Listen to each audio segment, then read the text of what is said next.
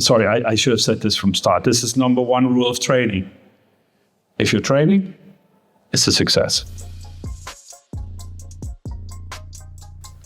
Hey folks, Kostya here, and you're about to listen to an interview that I recently recorded with Grandmaster Jakob Aagaard at the end of the Killer Chess Training Camp, which just took place in Spain earlier this month, May 2025.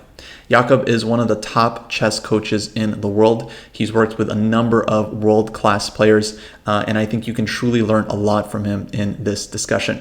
We first start off talking about positional play, which was also the topic from the camp, and Jakob gives a number of great tips on how to improve your understanding of chess. But then we also get into a number of other topics surrounding chess improvement as well. Some great mindset stuff, how to work on your calculation, how to review your games, and all kinds of other things that I think will be very, very insightful if you're looking to improve your game.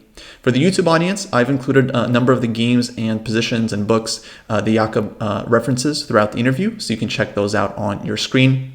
And otherwise, I've also included a number of nice photos from the camp as well, so you can see a little bit about what it was like to be there and learn from Jakob and the rest of the coaches at Killer Chess Training.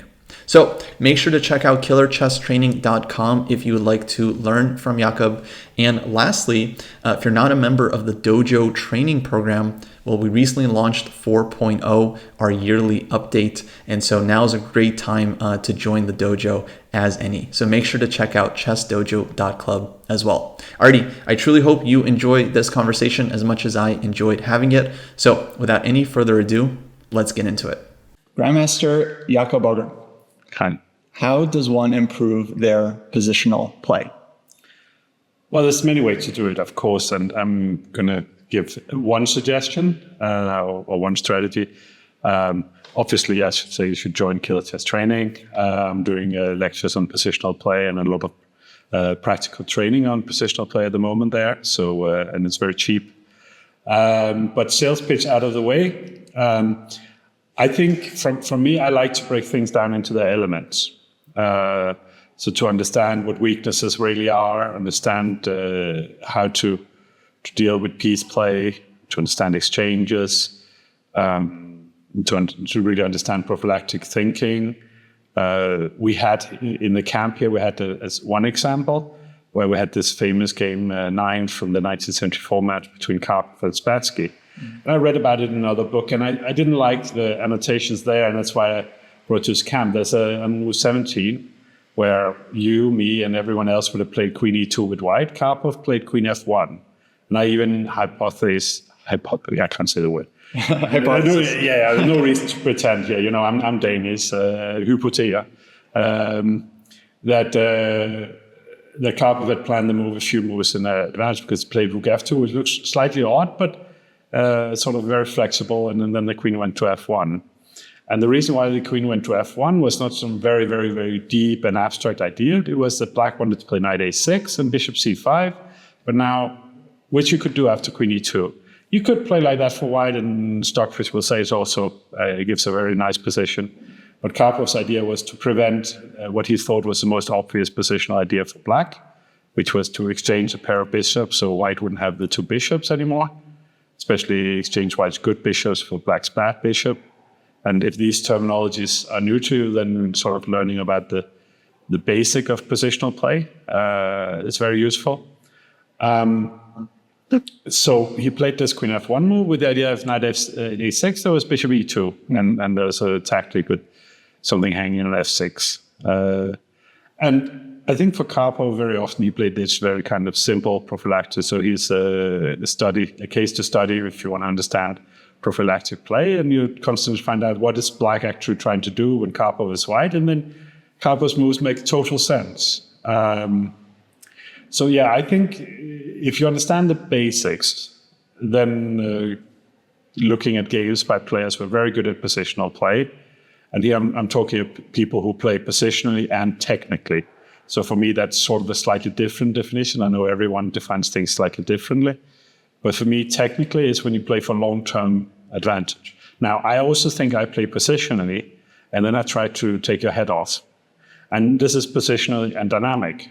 and I play for more short-term things, attack and complicated position. But I still try to have my pieces play together, and my pieces play together with my pawns, try to unnecessarily weaken myself, try to create weaknesses in the opponent's position, try to exploit weaknesses in the opponent's positions. And technical and dynamic, both would be positional. Like also with strategic, which simply is long-term things, long-term plans, long-term ideas, could also be both technical and dynamic in the way I like to set it up. People use a lot of these words interchangeably, and if you know they do it, and you don't get offended by them doing it, but still want to have more precise definitions, I think the way I'm saying it is more useful for, not because right or wrong, but it's more useful for your improvement, for your thought about it.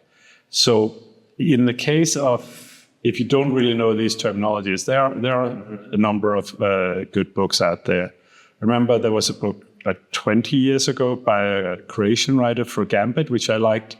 And I have to point out that I don't own Gambit. So I have no stock in this book. So I'm actually recommending a book from opponent. So not opponent, but competitor. So much a chess player that I even think of competitors as opponents. Right. But, I analyze with my opponents. I have drinks with them afterwards. And that's also how I feel about competitors. It's like, it's good to compete. And then we all do our best. And then we compare notes over drinks. That was a good book. I know a classic is My System, which I do publish in several of my companies. It's not necessarily my favorite, but some people really love it. When I read it, it was very useful for me, but I was already quite a good player. I read it, and then I went to win the B group of the Danish Championship, which was sort of FM level tournament. I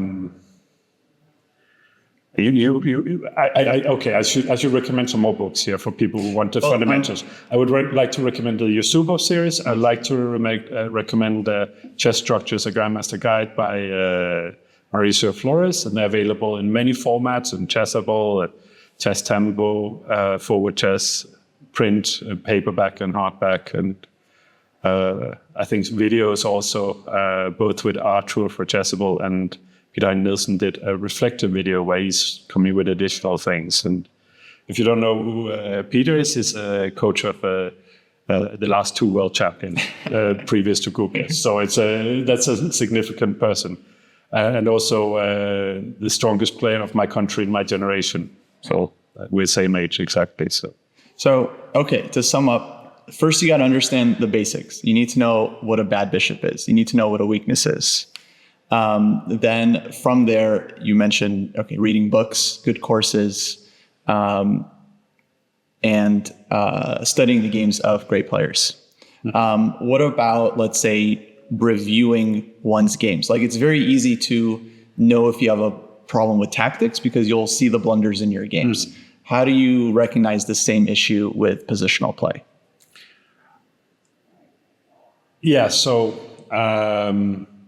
we're later going to look at some of your games, and I'm going to bring up some things. And because you're already a very strong player, it will be sort of, even though it will be simple things, there will be a little more on an abstract level.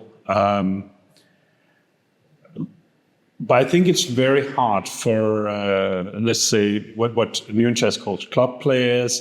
I call the people who are early in their journey in chess, because I wanted to not sound elitist, and other people would call them amateurs, but I'm also an amateur. Nobody pays me for playing chess, so I don't like that term. But people who are have not invested as many years of their lives in actual hours into chess that you and I have, I think it's very hard to do it with your own games without the advice of someone else. I think it's very hard to do it with the engine. And therefore, I would actually focus on, finding books with good explanations from players who play in a certain style. I am, working, as I said, at the academy. We're giving all these lessons. We're very much focused on the basics, and if you know me right, it might actually even turn into a book. But that's not available at the moment. But there are other people who have written about this, and I think, either read or watch courses as videos, or you guys have done a lot of great stuff on your channel, which can also, and you will sort of pick a lot of things up. And if you start to see things being interconnected, then when you're analyzing with an engine, you can see, well, I lost because of this tactic here, but maybe it's because I didn't put out my pieces faster. So for example, we're going to look at your game to Grenke, and there was just one moment where your opponent had this very brilliant attack, and he never saw it. Idea, move 18 of the first game. I remember. Yeah. So, and of course, you look with an engine, and sort of the thing I wanted to say with that point train about you is like there should be something in your hand that wants to develop the bishop first, because you could sort of play the moves in both order. Mm-hmm. You could play knight d4 and bishop d7, and the move order sort of doesn't matter. It seems it does because of very extreme tactics that I think no one saw during the game, and maybe they're not so relevant. But it should give you the thing like, okay, the thing I did wrong was not that I missed this brilliant idea. The thing that I did wrong was I didn't develop my bishop, because it's a much more fundamental level, and it's something you can actually take with you for future games. And when you are at a level of, let's say, 1800, 1900 FIDE, which was maybe like 2000 USCF, I think you start to be able to make a lot of those connections yourself. And then you come into being able to really analyze with an engine in a way that it gives you something you can understand, that you can sort of navigate it. And then we sort of are now smoothly going into analyzing your own games, which we'll do outside. We'll do something on later. But there, in that situation, to have that engine as someone you can talk to if you don't have access to a coach or experienced who can talk to you about things. And by the way, I want to give an advice also to people if they have a coach. It's like, try to get the coach to think. Don't let him just read what the engine is saying. Mm-hmm. It's like I think everyone's sort of comfortable. Like nobody walks a long way home. Everyone walks the shortcut, even if they need a bit of cardio. So it's just natural. I've sort of forced myself to park far away from the supermarket in the supermarket car park, sort of on principle, because I don't want people to hit me, my car, as has happened in the past, and I don't want to be sort of lazy and so on. In the same way with chess coaches, especially online classes where you only see part of the other screen.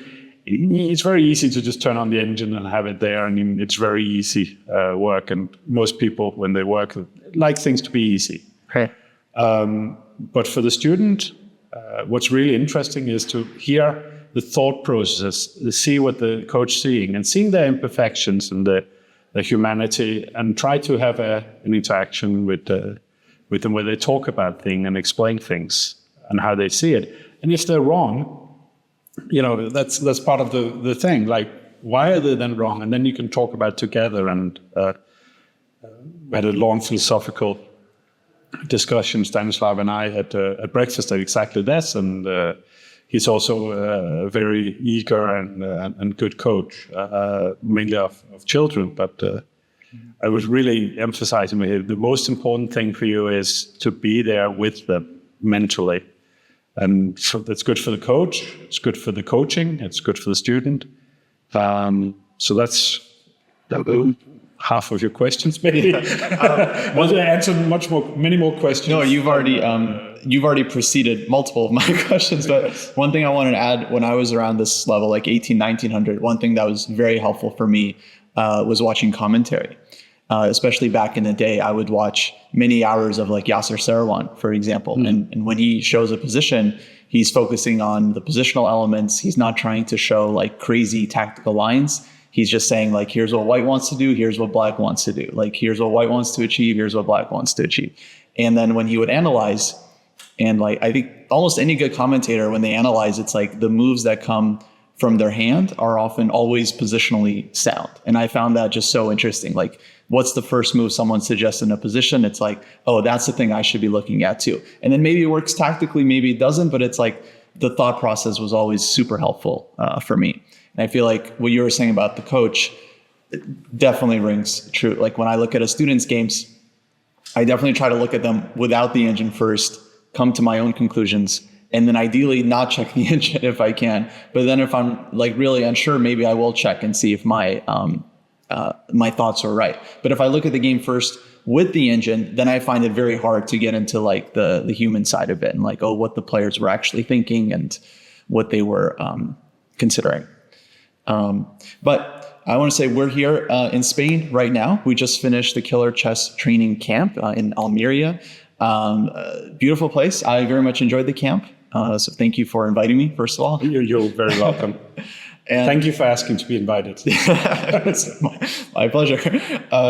Just for the record, he asked to come and play the tournament, and we're very happy to have him. But we thought, if you're here anyway, come and have the camp and have a good time. Yes, and I took the opportunity with both hands. And so the topic for the camp was positional play.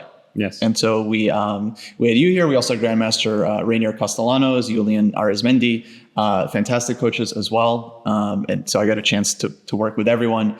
And so the camp was centered around positional play. And I guess I wanted to ask, like, what are the challenges like with teaching positional play? Well, there are numbers of challenges. We still haven't received back our feedback forms from the camp, but we talk to people, and Kalle and I organized camps in 2018 and 19, and most of the participants was quite high level. In the 2018 camp, we had only one room with 13 participants. And it was Boris Gelfand and me who was the coaches. And it was like students were Renier and Julen, actually, as you mentioned. Renier became a grandmaster recently, but Julen has been for many years. And he was almost 2,600 at the time. Adiban was there. There were other very strong players, FMs and IMs, and people later became IMs and GMs, I think, in that camp. And it was very high level. And then in the 2019 camp, I had a room of almost only grandmasters and two little kids, which were Dudin Gleb and Christopher Yu. And then everyone else was a GM, quite a few of them over 2,600. And this time here, we had a different setup, which we had really of all levels. I think we had only one grandmaster participating. We had you, and Rasmus was also a part of some of it. So, and that was sort of the strongest players here. We had a lot of 2,300s, 2,200s. And there it's actually not so difficult to teach positional play because you're speaking from the same vocabulary. But I think for the lower group, it was challenging. And it was mainly Renier who was teaching them.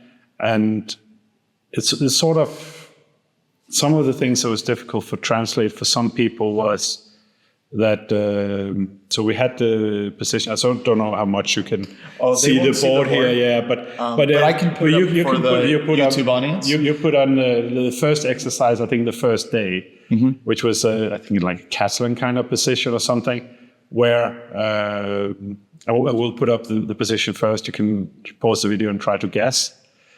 Where the right move is to simply push the pawn to c6. And you don't achieve much except that black takes it, and then black's pawn structure is a little bit worse than it was before. And we did have sort of, with some of the students here who were adult improvers, and they were like, yes, but how do I improve it? And how do I exploit it? And how do I deal with it? And the way I was trying to say it was, I used the metaphor of paper. I think Renier used the metaphor of something else, but it was the same metaphor, that we sort of put a little thing on top of each other, and eventually it's a pile, and we call that an advantage. That's just giving slightly small improvements of our position, a slight, slight weakening of the opponent's position.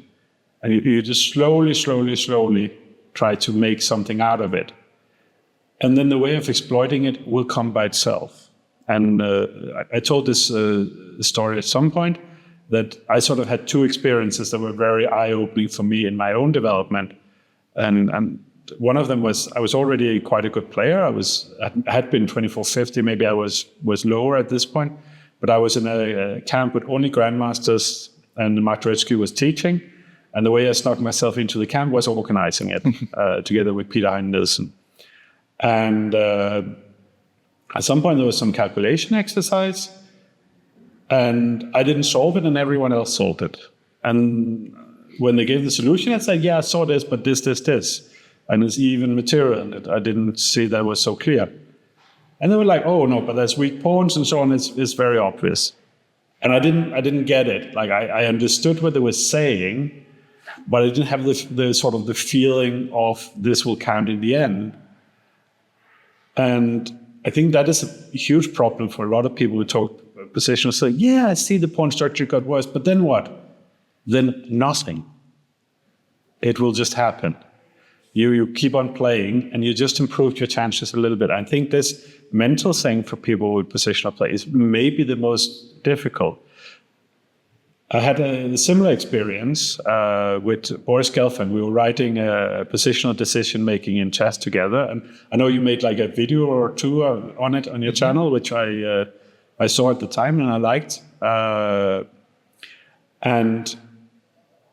Writing this book was incredibly hard, a very, very tough experience, and was very interesting and challenging also. So the way we did it is Boris and I would use the PlayChess server, where it's basically like the chess-based program, but you can both move at the same time. So we could move together and analyze together on a board. And now I'm sure you can do it in so many different ways. Chess.com, Chess, everyone will have their options. Chess will have some trainer functions. By the time that was sort of where we could do it. And then I recorded everything on some very, very Stone Age version of Zoom. And then I would write the chapters. And so I wrote the book. It's not a secret. It's on the back cover. But it's based on conversations and things we agree with and disagree, and often with his insights. And he showed this game he won against Compare, where his explanations were so fantastic and so surprising to me that I put it in the introduction, also the example, and said, for example, this here, and make sure everyone paid attention to this great example, which was also later in the review. So that's good. So there's a moment in the game where Boris said, yeah, so here, of course, I exchanged rooks and queens down the line. So he exchanged like everything. I was like, stop a moment here. What do you mean, of course? And he said, no, I have more space, so it's better without heavy pieces. And I was like, okay. So he explained, if you come in behind with heavy pieces from the opponent, there's counterplay, but minor pieces can't do them, they'll be restricted. I was like, okay, but how were you planning on winning? No plan. What do you mean, no plan? Many weaknesses, that will be a win. You must have had some idea. No, nothing. No, it will be fine. And for me, that was like the guy who was a move away from being world champion. It's like, no, you don't need to have a plan beyond just doing the right things. Just do the right things and it will work out. Right. It's actually good life advice as well. Yeah. You do good things. It will benefit you. Actually, that's one of the things, I think you mentioned this yesterday in the camp, that I found so instructive. I believe you also mentioned it in Thinking Inside the Box. And I remember just really kind of being blown away by it. I guess you refer to it as certainty of action versus certainty of outcome. That's what I came up with that yesterday. That was yesterday. Yeah, I just came up with it in the moment. I was like, because So I'm slightly ripping off something I read in a book like 20 years ago or something, where there's we all want some excitement, but we have things we need to feel certain about as human beings, just to feel good. We need to feel in control of something, for example. And I always struggle with trying to, I'm a very dynamic player, so I had a mental problem with sacrificing and being in control. These two things don't go well together unless you realize that I'm in control of my actions. I'm doing the right thing. That's what I'm controlling. I'm not controlling the board. I'm accepting it. It's like being a racing driver or something. The car is not totally out of your control, but some things. You're in this machine that's been rebuilt for every race. And there's a lot of things out of your control. You have to trust other people and so on. And we actually normally, generally, we sort of accept it. Like all of us, when we take a flight, we trust the people build the plane, air traffic control, the pilot and everything. And then whenever it shakes, we're holding on, at least I am holding on to the seat and thinking, I'm not sure I trust these guys. But in general, we sort of have to live with a practical trust. And I think for a chess player, so if you trust the actions, I'm doing the right things. There's another little story here, which I hope will be forgiven for sharing. So there was a student of mine who's called Sam Shankland, who at some point he was having a sort of crisis of faith. He was rated 2670, and he had been for a while. I'd noticed there was a pattern with him that he sort of had jumps every second year in his performance. So we started working in 2013, 2014, he had a big jump, won a gold medal in Norway, and ended Judith Polgar's career with a loss for her, and watched some tournaments. And then 2015 was nothing special. In 2016, again, he made a jump, and he was like 26, 60, 70, 80, around that area, which was at the time maybe 70 in the world. And then he was stuck again for a while. And in 2017, he called me at some point and had this, crisis of faith. And do you think it's me? Can't I do it? And well, you know me. I'm not an overly confident person. I say what I think, but I hope I don't come across as arrogant. I say what I think, and then I'm open for discussion. And I never feel 100% confident in a lot of things. I do feel sort of over years, I felt confidence in I'll do my best. And that's good enough for being a decent human being and being with other people. But maybe beyond that, I'm not a very confident person. And so I understood Sam's situation there. And all I could say to him is like, the process has always worked. We had, with Gelfand, he went from being, clearly a top player, but never really making to highest level, to winning the World Cup and the candidates and being, winning, I think it was something like he had to win 11 matches to make it to the World Championship or something. Mm-hmm. And then drawing the World Championship and then losing the playoff, which is a story of its own.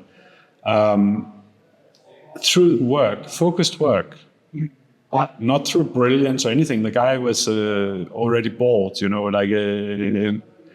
in his 40s, but simply by systematic work. And it has worked with many other things, many other students. And I said to him, do you believe we're doing the right things? I said, yes, I do. I said, well, that's enough. We're doing the right things. We'll keep doing it. We'll keep the faith. And it will happen. And then in 2018, he won the US Championship, the strongest ever, in front of number 2, 4, and 6 in the world. They had actually made the championship jacket in advance. So for Caruana, because Caruana was on fire, he had started the candidate seated 5th, but by the time of the tournament, he was already rated number 2 in the world. And he would have won normally with that score. He almost lost to Sam, but salvaged a draw in that game. But it was normally a winning score, but Sam just killed everything and everyone. Won that tournament. Then he won Capablanca Open, or it was Memorial, 6-player, double round, 10 rounds.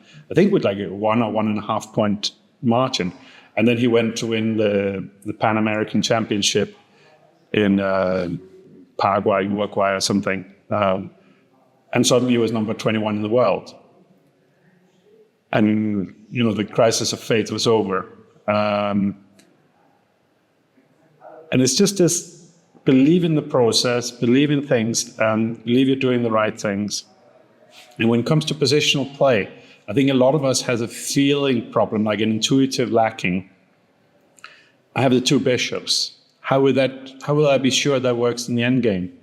Well, if you want to study two bishops, you can go into ChessBase, you search for positions, say 0 to 8 pawns, one side two bishops, the other side bishop and knight, for example, or two knights. And then you can search for games. And there's some box also with duration. So like we want at least, let's say, 15 moves with this piece configuration. You can go in and search there, and you can find a lot of examples. You can play through, and you can sort of get this more visual, intuitive feeling. You maybe analyze the games, you can use an engine, you can decide if you want to go really deep to understand when and when not two bishops are great. Should I do a sales pitch? We have a book coming.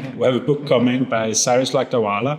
It's called Exploiting the Two Bishops, maybe, something like this. There's a little trilogy. They all come at the same time in the autumn. For popular chess.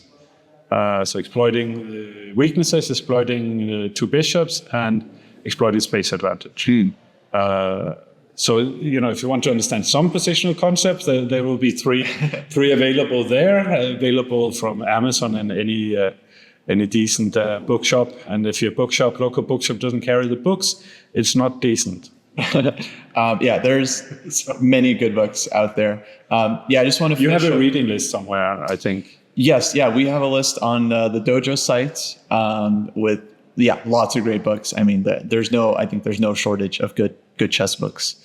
I really love the certainty of action thing because it applies to decisions you make on the chessboard, like knowing you're doing the right thing without knowing how you'll follow up. Mm-hmm. But it also applies to stuff you're doing outside the chessboard, like in your training, because a lot of people, they often have gripes, like they know they're supposed to read books, but then they have this thing in their mind, like, oh, I don't know exactly like what I'm getting out of this. Like, how is this going to concretely help me? And I just find like that's so useful. It's like your certainty is that you're doing the right thing.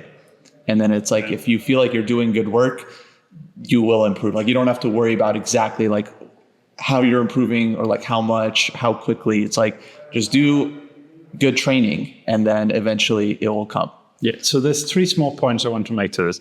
First of all, there's this crisis of faith thing. I just told you, like, world-class players have it. Yeah. So that's the first thing. The second thing is, and this is sort of my own experience of one of the important things for me in when I'm a trainer, which is not what I do all the time, but when I'm in the role of being a trainer, is giving people the confidence. And you're being this supportive person as well. There's a little bit of a mentor role where you're like, this always works. It just takes time.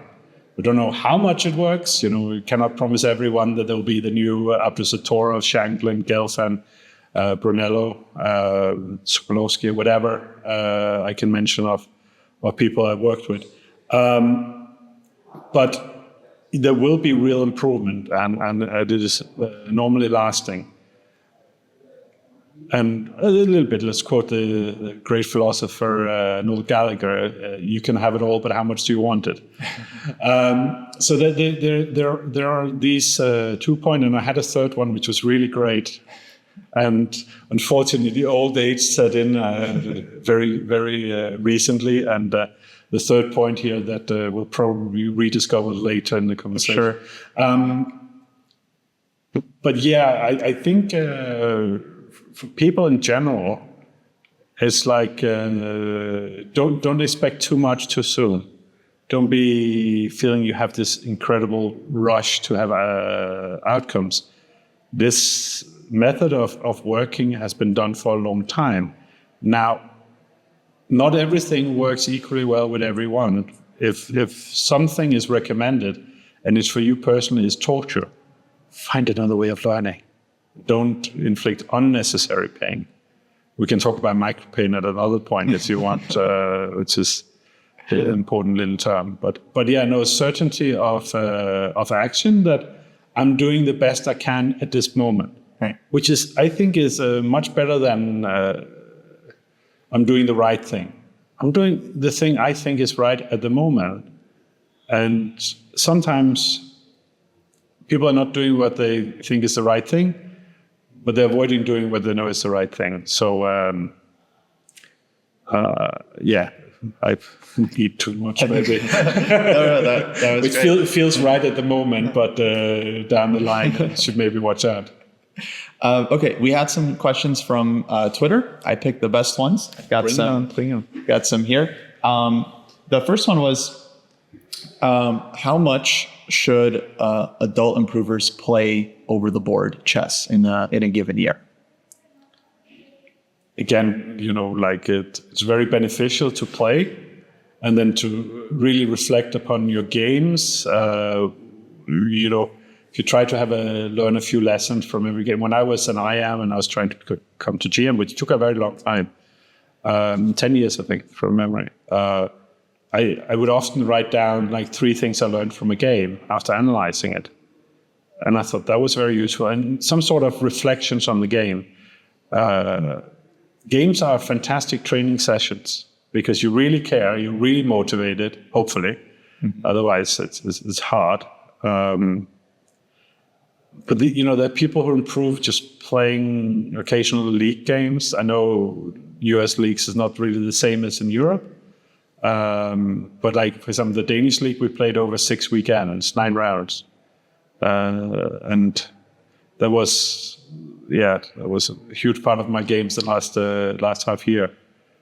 And the people where they're casual players, they care, they do frequent training, but they have obligations, they have family, they have other things they want to do. So I think I would focus on getting as much out of playing as possible. Mm-hmm. When you're there, don't sort of eat lots of carbs before that makes your brain fog. Don't go to bed 2:00 the night before playing Death Blitzed, listen to death metal, and then go and play at 9 in the morning. I really think that's more important. If you could put a number on it, I know Botvinnik said something like 50 games a year is like a good number, maybe a little more, a little less. Well, again, it's very different characters. Mm-hmm. There are people who play really a lot and they sort of keep the motivation going and excited all the time. And that's great. And then there's someone like me who probably it's better to play not so often, but play a little bit in like few events, a few things in a row. So I will go like maybe half a year with not playing at all. And then I'll try to play a few things in a row. So if I'm playing something that I think is important for me, I might go and try to find a weekend tournament or a rapid tournament and get some dust off the shelves and so on. The reason why I resist a number is because we are absent of the $5 million funded study from Harvard coming with a real advice. What we have is an experience of people being wildly different, reacting wildly different to everything. And for some people, when you start to put these numbers on them, you just get stress. Like this is a simple thing. If something is giving you stress unnecessarily, it's wrong. Like I just want to explain my idea of micropain here. So it's a very uncontroversial thing.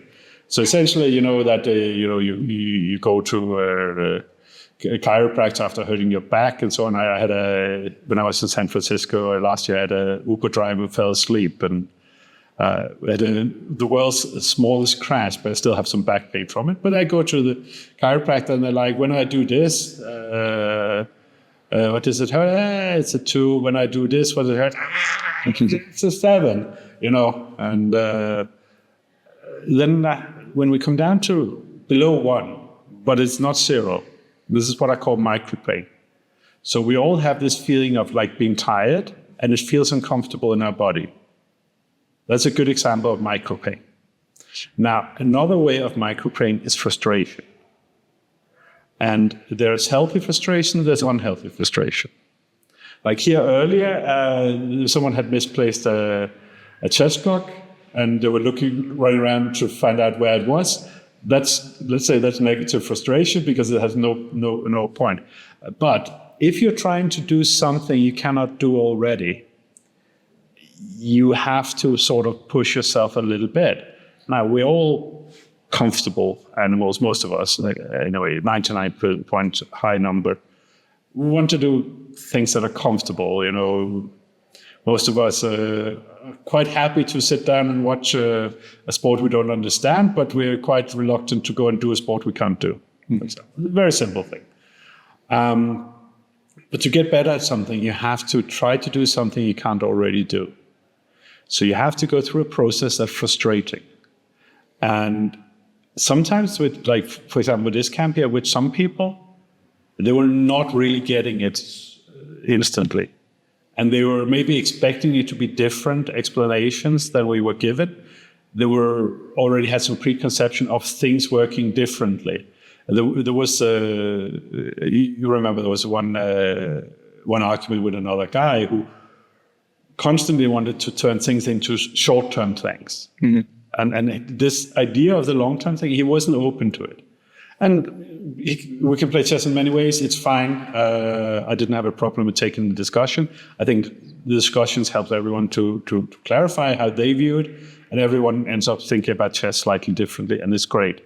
It's not meant as a criticism, but sometimes there's this frustration with being challenged, or let's say we're solving problems, puzzles, something like that, which is a really good way to improve, because chess is a practical game. You need to make decisions, and practicing making decisions is the gateway to become really good. When they're just outside your range, it feels like I should be able to solve it, and I'm not getting it. And there's a little level of frustration there. And that's what I call micropain. And I think micropain is a useful word, because if you have this feeling of frustration, most people are like, there's something wrong. Mm-hmm. But on the contrary, that's the feeling of doing the right thing. Now, I'm very good at being in the gym, but I'm very bad at going to the gym. Whenever I go to the gym, I'm great. I do the stuff there and so on, and I'm very good at working out. Very good at I give everything, and it hurts. And then I go home afterwards, and the next day it hurts. And the reason why it hurts is because there's little tears, micro tears in the muscles, and then they build back stronger. And that's the point of lifting. And that's how you get stronger. And in chess, to some extent, it's the same thing. Mm-hmm. This micropain, this frustration with its heart, that is you pushing your boundaries, trying to move them. And there are people who go to the gym after a while, and they lift, and they lift, and they lift. And they don't improve compared to the previous week. And they don't improve compared to the previous week. And then they take steroids. Which, I'm not really recommending taking your phone to the bathroom or something like that. But if you want to break through this barrier at some point, you maybe try to switch things up and so on. But some of it is also just the wrecking ball metaphor. It has to hit enough times. You had to come to the moment where, like for us mentally, it clicks. And it's like, I actually see it different now than I did 3 months ago, mm-hmm. even though I haven't felt the change, because change at some point would be quite small and incremental. And this, I think, for improvement, understanding micropain and looking for it, I think is incredibly important. It doesn't mean that all improvement has to be painful, but sometimes it is. And what happens with a lot of people is the frustration for them is now it's wrong. Right. But that's not the case. Actually, the frustration is everything that was sort of easy in this direction, you done that. You know, now it's time to do the difficult thing, which is, so for example, in chess, it's a very, very common view here that I'm saying, and people can disagree with me if they do, but let's just believe the metaphor here for now, that talent is whatever comes easy to you, and then after that is work. And there's a very talented English grandmaster called Luc Méchain, where he himself said, yeah, you know, like it was really easy until 2600. And John Shaw said, yeah, I see his experience, but it was until 1900. And then after that, everything was just blood, sweat, and tears. And John made it to grandmaster at, I don't know, he was 1900 at age 19, I think. Wow. And then he became grandmaster maybe late 30s, maybe he was even 40. Mm-hmm. I would have to think back. I don't think no one cares. but and it happened for a lot of people actually. Like at some point they had to really do something to not maybe gain such a great extra. Well, Renier also made GM much later, right? Yeah, Renier is I think 42, and he became a grandmaster last year. But I'm thinking if it was even in this event here, where we are. But it's really just a year ago. And his story was one of great frustration because he had made 3 GM norms and his federation sent them into FIDE. He had been past 2,500. We're talking maybe a decade ago. And 2 of the norms were rejected. So there was, you probably shouldn't have sent them in, to be honest. But I don't know the details that well. But it was like minor things. Like, I think like one of them was, he was awarded the Grandmaster title the day after the game by FIDE, so he wasn't a GM. Like literally like a day's difference. Oh, one of his opponents. So you, to those who don't really know how the thing works, so you get 3 Grandmaster norms, which you can look up the performance rating of 2601 or more. You have to play a certain number of Grandmasters, at least 3. And Renier had the 2601 performance or higher, and one of his opponents was then given the Grandmaster title, the stamp, the final approval, sort of like your driver's license finally arriving in the mail, a day after the game. But his results making him a Grandmaster were 6 months in the past. Yeah. So it's, you know, if you can spell the technicality, that's it. And Renier got 2 norms cancelled. And he gave up. He literally gave up. He made another Grandmaster norm at some point in some tournament playing casually, but he just gave up. And he was making draws. Whenever he had a nice position against a strong player, he would offer a draw. They would often take it because they knew he was a good player. He was just around 2,500 for a long time, clearly Grandmaster level. Just gave up. Didn't try. So you cannot make a super result if you make a lot of draws. So he was never close. So we were doing the academy together. He's been apart from the beginning in January 2020. At some point, we were sort of, Kalja, my partner and I, we're pushing him, and we also got his wife to start pushing him. It's like, come on, it's like, you go to university, you didn't write your thesis. Get it done. Get your degree. Get your certification. Get your title. Don't be someone who never got around to doing it. I think it was like 2 years of getting to him because it was really a wound. And he'd done some podcasts that people can look up, like he did the Perpetual Chess. Perpetual Chess. Where he explained like how mentally the shift was probably more it, and go out and play some tournaments and fail, and then another tournament and fail again. And he, we had talked about it, said, hey, I think it will take 10 tournaments. I think it took maybe 5 or something for him to make the GM. But he was also lucky, like he was really lucky to make it, and that's a part of it. But if you're not risking, you're not lucky. But, some people were disappointed in hearing his story because it's like he was already a good player 20 years ago. And they were like, oh, but he wasn't 1900. We have those stories also. But how many wants to live with their parents until they're 49? Which John did in the beginning because he was playing chess, and in the later part of the time because his parents were getting old, and he sort of wanted to look after them. So, I think like your grandmaster title, as you also know, is a huge sacrifice. It's very difficult to get to. Yeah. But if you're willing to pay, you will get there. Okay, I'll have more questions on that later. I want to ask, going back to playing OTB, after someone plays a tournament or a league game, what's your recommended process for analyzing? At what point should they turn the computer on? Okay, so first of all, everyone should do what really works for them. So again, it's trial and error. If something doesn't work for them, it's just an advice. It's I don't like rules in chess. I like concepts and ideas and so on. So that's the first thing I want to say. It's like, find something that works for you, and if it works for you, great. And working for you is where you're challenged and learning. It's not where it's easy and effortless. So what I prefer is, in Europe, we normally play one game a day. So we have the chance to sit and talk to the opponent after the game. Sometimes it's just standing and in the corridor for a few minutes and share a few thoughts about the game. Yeah.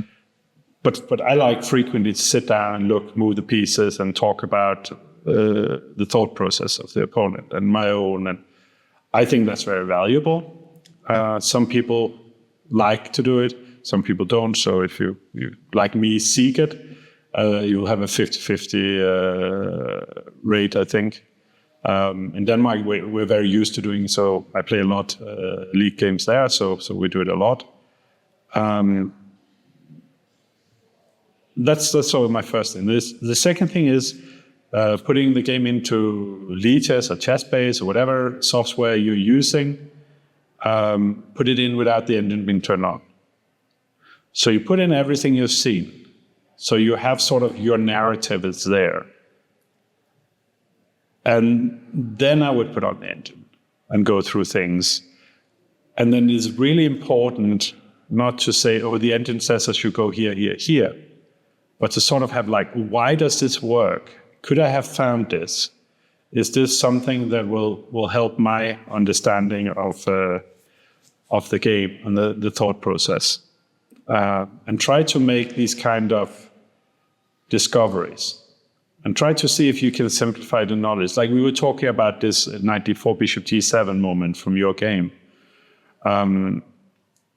where any kind of improving your thought process and anything, this kind of reflection, I think is very valuable. And doing that in general makes you better at life, I found. So the idea of finding out, I did this, I believe this, this is the feedback I get in form of, results. I lost this game, I won this game. These people liked me, these people didn't like me. Do I want to change something, or was I unlucky? Instead of saying these people are assholes, my opponent probably cheated. Whatever, I'm unlucky.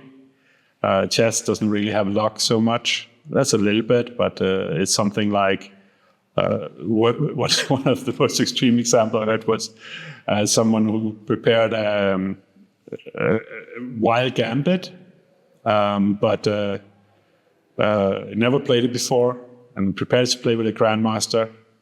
Played it. The grandmaster immediately, played a long theoretical refutation, sort of, got a better position and crushed the guy. And then after the game, the grandmaster said, "Yeah, well, you always play this." He said, "No, I never played it before." "No, I'm sure I saw in the database." The guy comes home and he sees there's another guy with the same first initial, same surname, who played this crappy line all the time. So the opponent had prepared for it. This is bad luck. This is definitely bad luck. And there are other kinds of bad luck in chess, but it's normally very obvious. Right. But if you sort of say what was within my control, like don't play bad openings, or I took a risk, and I'm actually okay with having taken the risk, because the point is, if you take a risk, then you accept that it can go wrong. So that's the thing. There's other things that you sort of can reflect over that sort of can come to you because I had a period where I was too afraid of losing, and when you're afraid of losing, you're not gonna take risks that will give you a chance of doing something great also. And there was like the Renier story is it's too painful to lose, so it's easier to make draw. Right. So that's a good, and it's not just about taking draws, it's also about what moves you choose to in the game. And they're trusting the action rather than feeling certainty of outcome. I think it would be very useful for many people. But otherwise, I think people have all their own things. But I think having a reflective process on games is very valuable. It doesn't have to happen during the tournament. If you have a coach, if you have friends, you can look at the games with before you turn on the engine. That's normally good. Don't let the coach turn on the engine and sit there and pretending he knows everything. Much rather see that the times when you didn't know what to do, he also didn't know what to do. Right. I have to admit, I did, of course, look at your games with the engine, but trust me, I'm a professional. Okay, next question from Twitter. Pretty common one. But when working on tactics and calculation, how much, and I know you're going to say it's different for everyone, but I still want to hear your answer. How much should people focus on the simpler stuff, basic tactics, pattern recognition, versus more difficult calculation exercises where maybe they sit at the board for 15 minutes and still don't find anything? So what should be the breakdown between the simple stuff and the hard stuff? Well, first of all, it's different for everyone. Yeah. Okay. So let's just define the two things. So first of all, tactics. This is characteristic patterns of short-term operations, where there will often be a massive change in the position, not necessarily winning or losing material, but this happens often. Sometimes it's with attack on the king. There's also what is a combination compared to a tactic. So a combination is a tactical operation that includes a sacrifice.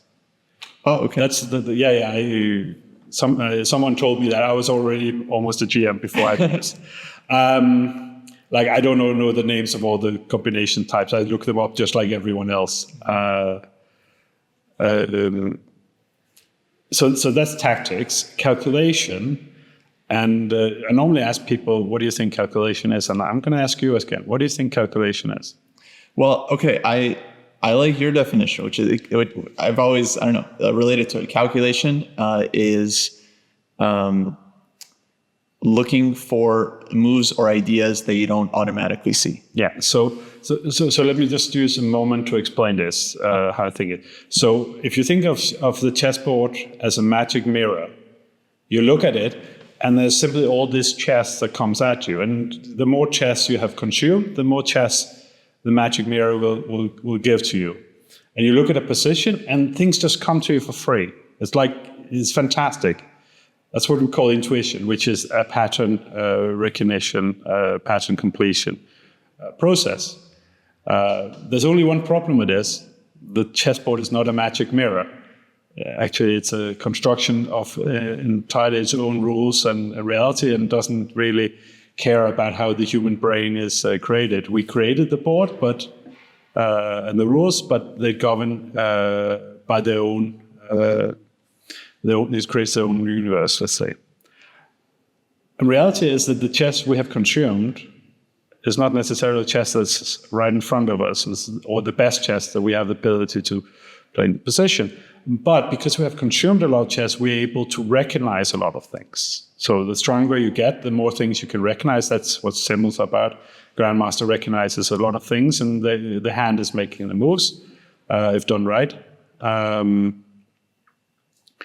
And if you take a calculation, this is a process of trying to find something that doesn't come for free, seeing the things that don't automatically see. Now, people will normally say, oh, it's variations in your head and so on.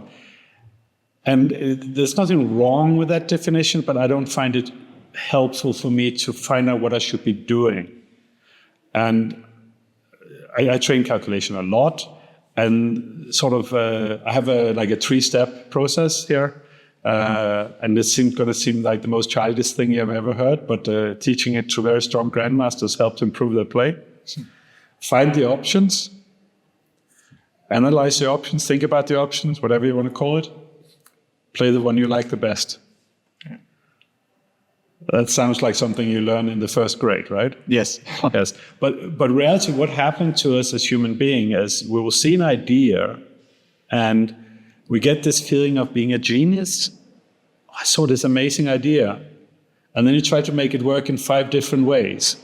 While the right process, and here I define the right process with the one that most often will give you the best results, which is what we all hoping for, is the one that gives you more things to choose from, rather than you choose to start with, and then you're thinking about how to prove that your initial impression is right, or your early impression, let's say.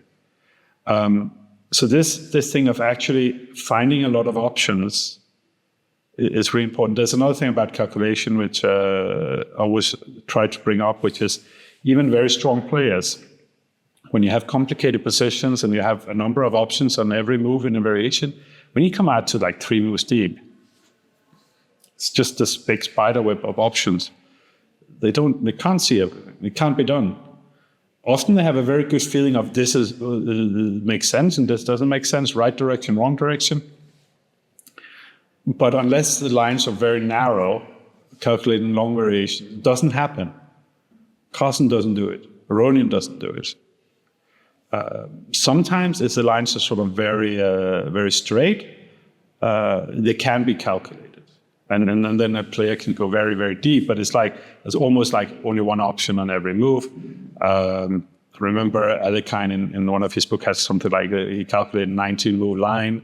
There was a game Gukesh won with black against Van Forest in Vikensee this year. There's a great little clip on YouTube where he's interviewed after the game and he gives this long variation.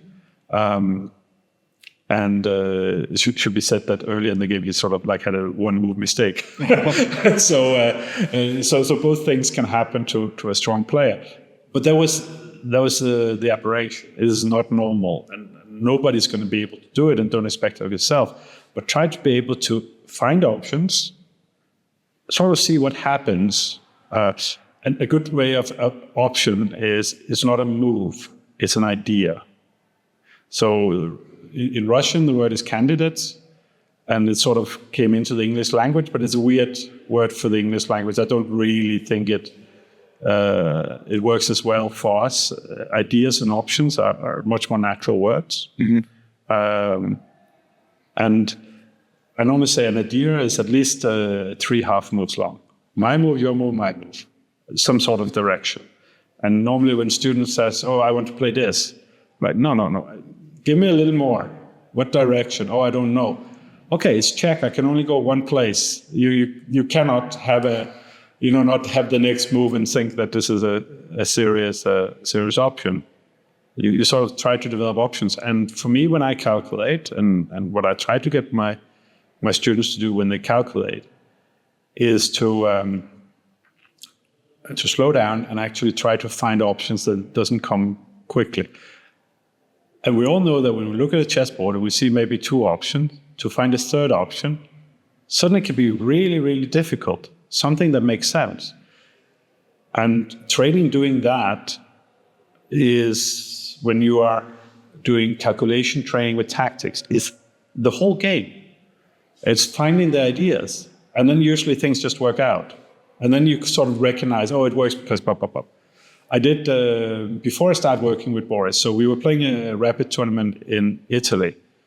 And I gave him this puzzle, which was move 30 from my game with Jonathan Rosen in the 2007 British Championship, which was on the front page of one of the chapters in Thinking Outside the Box. And I gave him this puzzle, and he thought for like half an hour and then organized come and say, okay, everyone, we need to go to dinner. And we're having dinner, and we had starters, there's Primo and Secondi, is Italy, and then the dessert comes, and then sometimes Boris says to me, "Come, tell me, I can't solve it." I'm like, "What? Are you still thinking?" This is like an hour and a half later. And I said whatever the move was. The first move, right? Yeah. Whatever the move. And then he said, "Oh, yeah, of course." And then everything just fell into place for him. It's not like he hadn't seen the first move, but the moment he knew it was the right direction, other things sort of fell into place, which was quite a remarkable thing to see. He's a very remarkable man, as you will know.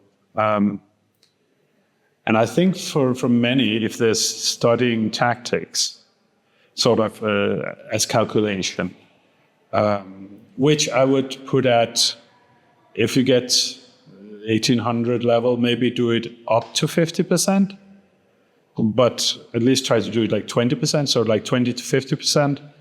So 20 to 50% of the time you're doing tactics.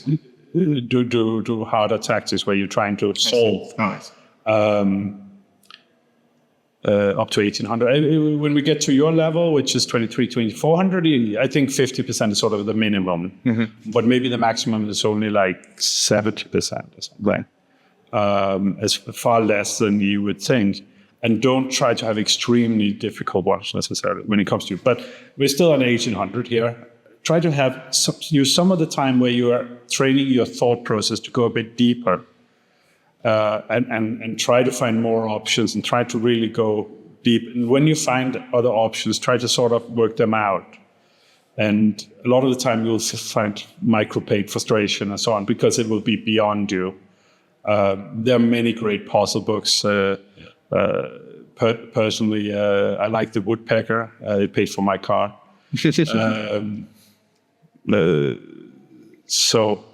But there are really many great puzzle books, and if you already have one on the shelf, that's a great start. I'm a book publisher. I literally live from people buying more books. Reading them doesn't do anything for me, but my advice as a human being and fellow chess player is, if you have something on the shelf, it's probably already good. If you want something better, you go to newchess.com. We can always help you out. But most things will be fine. I don't like computer-generated puzzles so much because, first of all, you move and it moves back. Right. That's sort of like, try to work everything out from the start to the end. And then also the computer-generated one. So if you like Chessable, Chess Tempo, some other interactive format, I have no problem with that. Like a lot of people like to work on the screen. I like to read books on my iPad. I'm not a Puritan, but work with a board if you can, because that's what you're going to play with in a tournament. And please try to work things out to the end. Don't do this where you make a move where you're just guessing and it comes to something, if you're trying to calculate. On the other hand, if you are, let's say, below 2000, one of the things you need a mass quantity of tactical patterns in your mind many times, so they stick, so that the thing that comes for free, the magic mirror, the things you just see, expand immensely. It's a huge part of chess improvement. Also for positional play, we're working on material. Don't worry, we'll not let you down. There's not great material out there, and there's no real good computer-generated one. But there, I still prefer, let's say you're over 1200, I still prefer, try to find some easy books. Tactics Time, I think there was one which is quite easy. We'll do some more. And they cost you 30 cents an hour or something. There's no money involved in it, but the solutions are higher quality because they're not the best move according to the engine, which might be to give away the queen or play some other stupid move to delay pain, while the defense in books will be what actually gives you the biggest resistance as a human to overcome. Right. But solving simple tactics one of the important things, and I learned this only a few years ago, and it was great eye-opener for me. I learned from a very good friend of mine called Robert J. Fisher, but it's not James, his middle name. I think it's John. I can't remember. But, Different guy. Yeah, different guy, but not named after Bobby Fischer. But the famous namesake, he's been called. A lovely guy from Richmond, Virginia, who's also a good chess player. The tactics, knows his coach, who told him, the tactics you have to, some attacks you have to solve them quickly. And the moment he said it, it's like, of course. Like, I was like, I probably sort of had the realization at a pre-conscious level for decades, maybe. But the moment he told, he said, no, you just have to do it quickly. I was already saying similar thing, like sometimes be careful, don't waste too much time as well. No, you should just do it quickly, 1-2 minutes. So of course, yeah. Because what you're doing is you're trying to learn to see tactics and then recognize patterns. Right. So you should not spend too much time on that. So having a high error rate, if it's 90 or 100, it's too much. If it's 40, 50, it's fine. So either you see it quickly or you don't. That's fine. Well, just means you don't know the pattern yet. But there's also, you will notice here, and for weaker players, it's not so easy. But there's there's an element of tactics, which is the forcing move, which is basically pieces seeking confrontation. It is me, let's say we're black here, it's me putting the pawn forward so that everyone can take it, and it can take everyone. There's some moves that have some tactical feel to them. And part of becoming good at tactics is developing this feel. And part of being good at something, in the process of being good at something, is being bad at it and trying. And also, I think the process where you sort of are a little more loose in it and not constantly evaluating yourself, which is the worst thing in training. I should have said this from start. This is number one rule of training. If you're training, it's a success. So if you're not training, it might be a success for other reasons, but it's not a training success. However, there's no result in training. You go, you do some training, you have good days, you have bad days. Don't evaluate yourself based on that. It's so many people do it. What do I do if I have a bad day in training? Yeah, you train again the next day. That's it. You show up for training, show up for work.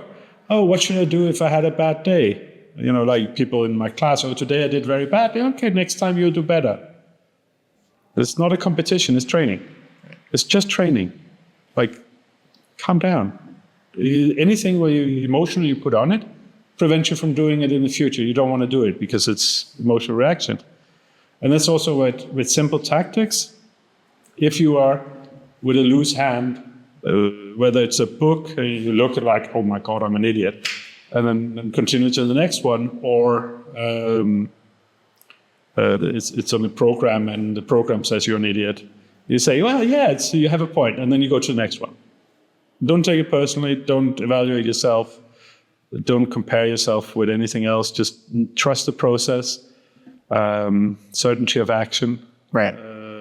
I'm really going to remember that, I hope, because I thought that was like a good moment. No, it was great. But yeah, it's actually something that's heartbreaking for me because people will have been playing chess for not a very long time, like 6 months to a year, maybe 2 years. And then they feel bad about their rating because it's not very high. And it's like, you got to understand, people have been playing for decades and they're at your same rating, right? It's like, I think people definitely have to realize, number one, chess is a hard game. Training is hard. But yeah, not every day is going to be a breakthrough. It's like you just have to kind of keep showing up and keep doing it. And hopefully you actually enjoy the training so that you don't hate your life. I think that's Do you remember the circle model from Thinking Inside the Box? So basically it has 4 stations. Right. So it has, you do more, you get better results, and you enjoy it more. So that's the 4 the circle line. Let's say it's a train line. Right. You can also have it. You can also reverse it, but let's not do more, and then it just keeps. So the thing is, this is what everyone does. You start to do more, and then you get better, and then you get better results. And sometimes that climb can feel very uphill and emotionally draining. You can get on at another stop, which is you can find ways to enjoy it more. You can start there. Like, actually, when you start about doing chess training, people always come to me with this, very tense questions like, how is the most effective way of doing chess training? Well, first of all, and this is spoken from experience and with absolutely no scientific studies behind it. If you're doing training, you're like 70% effective already. Mm-hmm. It might not work short term because something that makes it click comes 5 years later, 10 years later. My realization here with speaking to Bob here, for example, that it just clicked at the right moment. Or we were talking about positional chess earlier, where also some things just click for me at certain times, where a lot of the elements I already had them ready, but the thing that made me see it in a better way was not there yet. The same time with training. If you're doing training and you're engaged, and this is like, what deliberate practice is? Mm-hmm. So it's where you're mentally really engaged and you're focused and you're basically, it's micro-pain again, sorry. When you're doing that, it will be beneficial at some point. Now, there are more effective ways of training, and that's much what we've been talked about. One of the key ingredients to effective training is anything that makes you show up again tomorrow. It's like, how do I go to the gym? Unfortunately, I'm always busy, and I get delayed and tired. But if you find some ways for people to, for yourself to show up for training and do training and sit there and not wanting to run away, even if it's frustrating, that's the training. That's the training. It's like for overweight people, the number one fitness advice is go for a walk. Do whatever you enjoy. Okay. just move. Yeah. And people will you can go and talk to any fitness coach you want. They come to the gym and they're like wanting to have this big plan, and then like the treadmill's there. That's it. You need a big black guy standing like this behind you, shouting "Run!" That's your training program. And for a lot of us, it's like, don't evaluate yourself. Don't be so scared about everything. Find some processes that seem interesting. Some advice. You have a lot of good advice on your channel, and I watch your stuff from time to time when I have a chance. And but otherwise, like read my books or the books of Ramesh, or there are other very smart people out there. Find what you think, like, yeah, this seems interesting. Nah, this sounds daft. This is interesting. This could work for me. Find something, try it out. Know that if you're there, if you're engaged, you're training. If you're training, it's a success. You can do this one at the end. I love it. I did training. It will work eventually. And everyone has a crisis of faith. Trust the process, and not everything is going to make you a Grandmaster at 12. But yeah, I think this is my core philosophy, Yeah. And my core experience, and yeah, it's because of I'm not a super disciplined person. I'm not a talented person, especially. I've just tried things for a long time and found out what works for me, what works for others. And one of the things that never works for me is constantly judging myself or evaluating everything. It just takes up brain space that could be used of getting better. Right. So, okay, we're very much out of time. But last question. Lunch. Yeah, lunch. And then we have a class. What's next for you and Killer Chess Training? So killer chess training, just want to very, very quickly say, so it's our design artist has created this, and I have requested get a much bigger king on the inside, so there's sort of like a more of a Superman experience there. So we keep doing what we do. We have somewhere around 50 to 60 classes a month. We promise one every day. Most times we have 2, sometimes even 3 classes a day. We have students from, let's say, 1,500 FIDE up till, I don't want to name drop, but there's some players in top 50. There's one, at least at the moment. And yeah, we're very much like a gym. We have many different options, many different classes you can join. You can come and go between them as you want. You find the ones that are right for you, and you do that. And it's sort of like asking what's new for Harvard. Well, there will be new students, and other students will be leaving, and some students will come back and will be here, will be available when people find it's the right time for them to come and do training. One thing that's very important for us in the way that we founded the academy is that for them, for people who are, that was the Danes word, for people who are really serious, I want to get a lot out of it. There's a lot of material available. There's a lot of classes. There's a lot of challenging things. And for people who just want something once in a while, is still the economics of it is reasonable. I don't know the exchange rate exactly, but it's somewhere around $900 a year, which could give you, I think, 90 minutes with Sam Shankland, for example, of personal instruction.